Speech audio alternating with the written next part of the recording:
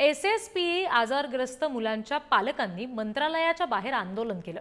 एसएसपीई आजारग्रस्त मुलांकडे सरकारचं दुर्लक्ष होत असल्याचा आरोप या पालकांकडून केला गेलाय। एसएसपीई आजारावर लस नाहीये तर किमान उपचाराचा खर्च तरी द्या असं या पालकांचं म्हणणं आहे। मुलांच्या उपचारासाठी मदत करा नाहीतर विष पाजा अशी आक्रमक आणि टोकाची भूमिका हे पालक घेत आहेत। एसएसपीई म्हणजे मेंदूचा गंभीर आजार आहे जो गोवरच्या संसर्गामुळे होतो।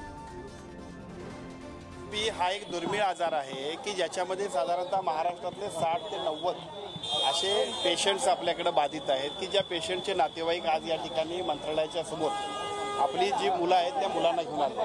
पहिल्या टप्प्यामध्ये प्रायमरी ज्या काही त्यांना सुविधा द्यायला पाहिजे त्यासाठीच्या निधीची तरतूद करणं आणि त्याचबरोबर रेग्युलर अशा पद्धतीचे पेशंट्स वाढू नयेत यासाठी सुद्धा उपाययोजना करणं आवश्यक आहे। मला असं वाटतं की आजच्या या सगळ्या मुलांच्या किंवा पालकांच्या भेटीतनं शासन स्तरावरती जे काही तात्काळ निर्णय घेऊन अशा पद्धतीच्या एसएसपीच्या आजारावरती ज्या उपाययोजना करायला पाहिजे त्या करण्यासाठीचा तात्काळ निर्णय आम्ही घेतो।